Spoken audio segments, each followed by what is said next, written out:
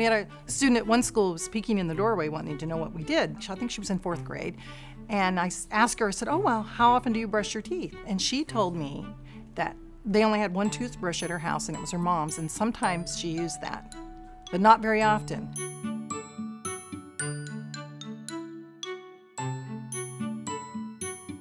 I think it's near epidemic proportions in our community.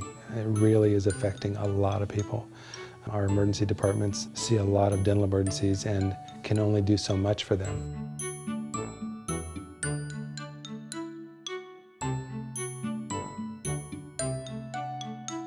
Students lose about 16,000 hours of educational time each year due to dental pain. Whether they're sitting in class with an abscess and they can't focus and study, or they're just pulled out of school by their parents who are also losing time at their job.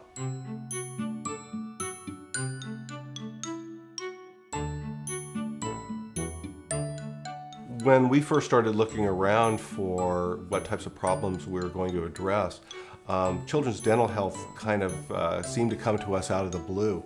However, OCF had actually been working on children's dental health for a number of years. The Walker Fund down in Jackson County started identifying children's dental health as a pressing issue as early as 2004. My name is Park McClung. I'm a dentist here in Cottage Grove, and we are in the Children's Dental Clinic at LCC. It's pretty scary. I've made a couple trips to Haiti in the last 3 years, and what we see with these kids down there are, maybe 1 or 2 bad teeth, and everything else looks pretty good.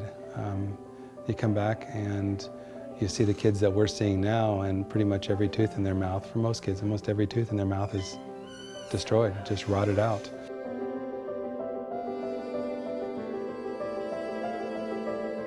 After the last time I went down there, I said, I just can't go back until I know I've done something in my own backyard. So I kind of came up with a game plan a couple years ago and started talking to different people in town and came up with a dental clinic.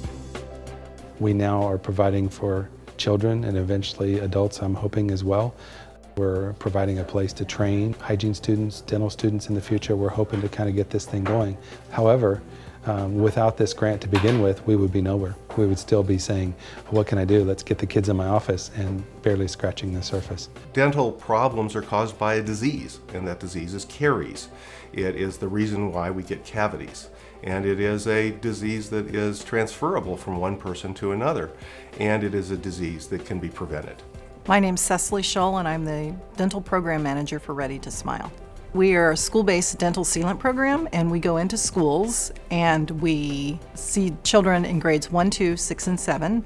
Our main goal, as I tell the kids when we go in, we're the prevention police. We're gonna go from this side of our mouth, and we're gonna learn, and we're gonna brush all the way over here so we clean every tooth. Last year, the Ready to Smile program applied over 3,400 sealants. That's individual teeth that we sealed on students in Coos and Curry County. We can solve this problem. We can solve this problem in my lifetime. Heck, we can solve this problem in the next 5 years. We can cut our medical costs and actual pain and suffering of people in our communities by improving prevention for children's dental health. It's just as clear as that. Pennies on the dollar. Just the cost of toothbrushes and toothpaste will save thousands upon thousands of remedial costs that are associated with dental care. So I think it's a cheap investment for philanthropists to make. It's a cheap investment for our time and our energy in our local communities to really get out and point out the fact that this is a preventable disease and we can fix it.